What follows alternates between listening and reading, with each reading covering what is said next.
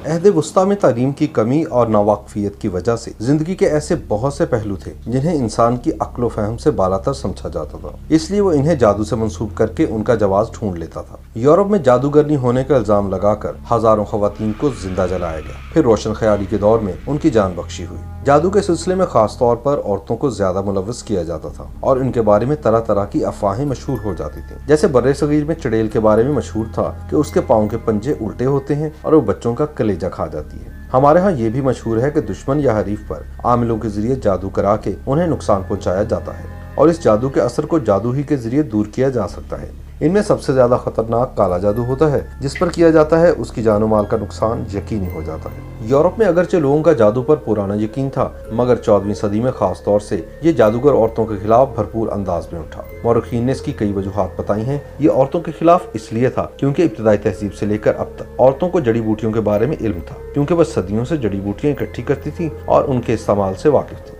ये इल्म सीना बसीना औरतों में मुंतकिल होता रहा, लेकिन जब मर्द मुआलिज इस पेशे में आए तो उन्हें औरतों से मुकाबला करना पड़ा। लिहाजा इस इल्म को खत्म करने के लिए उन पर जादूगरनी का इल्जाम लगाया गया और उनके बारे में ऐसी अफवाहें फैलाई गईं जिनसे आम लोगों में उनके खिलाफ नफरत और डर पैदा हुआ। मसलन ये कहा जाने लगा कि जादूगरनियां मजहब की मुखालिफ हैं, शैतानों की पूजा करती हैं और अक्सर रातों को जंगलों में जाकर अपने शैतानी रस्म रिवाज को अदा करती हैं, रंग रलियां मनाती हैं और शैतान खुद इस महफिल में आकर इनकी सरपरस्ती करता है और उन्हें ये इल्म देता है जिसके जरिए ये लोगों को नुकसान पहुंचाती हैं। जब उनके बारे में ये सब बातें मशहूर हुई तो बदकिस्मती से इसका शिकार वो बूढ़ी औरतें हुई जो अकेली और तनहा रहती थी और जो अपनी रोजी के लिए ठेलों और मुख्तलिफ जड़ी बूटियां और कुछ खाने पीने का सामान फरोख्त करती थी। आमतौर से लोग वबाओं से और बीमारियों से सख्त खौफजदा रहते थे, क्योंकि उन्हें अब तक इसका इल्म नहीं था कि ये वबाएं क्यों आती हैं और इससे पैदा होने वाली बीमारियों का इलाज क्या है, क्योंकि इससे पहले यूरोप ब्लैक डेथ या ताउन की वबा से गुजर चुका था, जिसमें तकरीबन उसकी 40% आबादी तहस नहस हो गई थी। यही वजह थी कि अगर कोई वबा आती, उनके जानवर मरते, वो खुद बीमार होते, खुशहाली आती, तो उन तमाम का इल्जाम वो किसी जादूगरनी पर डाल देते।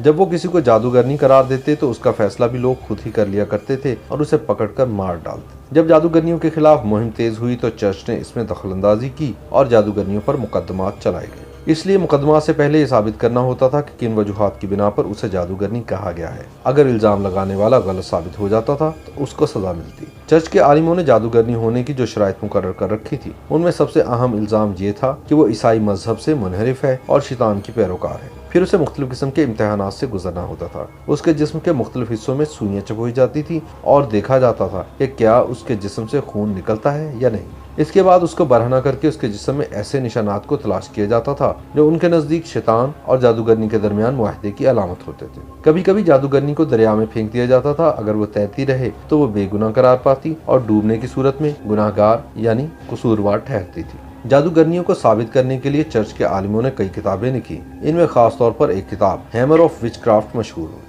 इंक्विजिशन में जब जादूगरनियों पर मुकदमा चलाए गए तो सबसे पहले इनसे यही सवालात किए जाते थे कि क्या वो मजहब से मुनहरिफ हैं, शैतान की पूजा करती हैं, झाड़ू पर बैठकर फिजा में उड़ती हैं और क्या अपने जादू से लोगों को नुकसान पहुंचाती हैं। अगर पादरी इन सवालात के जवाबात से मुतमईन नहीं होते थे तो फिर इन औरतों को होलनाक अज़ियतें दी जाती थी, जिसके बाद वो मजबूरन अपना कसूर तस्लीम कर लेती थी तो बतौर सजा उन्हें जिंदा जला दिया जाता था। यूरोप में 1500 से 1660 तक 80,000 के लगभग जादूगरनियों को मौत की सजा दी गई। जादूगरनियों पर यह मुकदमात यूरोप के हर मुल्क में चलाए गए, लेकिन इन मुल्कों में जर्मनी सरफहरिस्त था और आयरलैंड में यह तादाद सबसे कम थी। स्कैंडिनेवियन ममालिक मिसाल के तौर पर नॉर्वे, डेनमार्क और फिनलैंड वगैरह में जब जादूगर औरतों पर मुकदमा चलाया जाता था तो तस्वुर ये था कि अगर इसका खून लेकर जादूशुदा शख्स के जिस्म पर मल दिया जाए या उसके खून के कतरे पानी या शराब में मिलाकर पिलाए जाएं तो वो जादूशुदा शख्स सेहतमंद हो जाता है। जादूगरनियों के खिलाफ इस मुहिम का उस वक्त खात्मा हुआ जब साइंस और टेक्नोलॉजी और इल्म तिब में तरक्की हुई। इसने उन बहुत सी तवहमात को जड़ से उखाड़ फेंका जो अहद वस्ता से लोगों के जहनों में भरे हुए थे। जादूगरनियों के उन मुकदमात से जो बातें हमारे जहन में आती हैं वो ये हैं। एक तो ये कि इसका शिकार औरतों की अक्सरियत हुई और वो भी बूढ़ी और गरीब, जिनको तहफ़्फ़ुज़ देने वाला कोई नहीं था। दूसरा, किसी भी मुआशरे की जहालत और नावाकफियत हालात को खराब करने की अहम वजह होती है। तीसरा, जादूगरनियों के खिलाफ औरत के जड़ी बूटियों के इल्म को खत्म करके इसे मुकम्मल तौर पर मर्द के मातहत करना था। इस सिलसिले में हजारहा मासूम औरतों की जानें गईं और बिलाखिर जब इल्म का फैलाव हुआ तो उससे तवहमात और नफरतों का खात्मा हो गया। बदकिस्मती से पाकिस्तानी मुआशरे में अभी तक जादूगर औरतों की एक बड़ी तादाद मौजूद है जो मर्दों की जहालत और कम इल्मी का फायदा उठाकर न सिर्फ अपने जाती मफादात पूरे कर रही हैं बल्कि खबरें तो इस तरह की भी हैं कि वो अब मुल्क की किस्मत के फैसले भी कर रही हैं। YouTube पर गूगली न्यूज देखने के लिए youtube.com की सर्च बार में गूगली न्यूज टीवी टाइप करें। गूगली न्यूज के पेज पर सुर्ख रंग के सब्सक्रिप्शन वाले बटन पर क्लिक करना ना भूलिए। YouTube पेज पर अपलोड होने वाली वीडियो से बाखबर रहने के लिए बेल आइकन पर क्लिक कीजिए। आपको हर नई वीडियो के बारे में नोटिफिकेशन मौसूल हो जाएगा।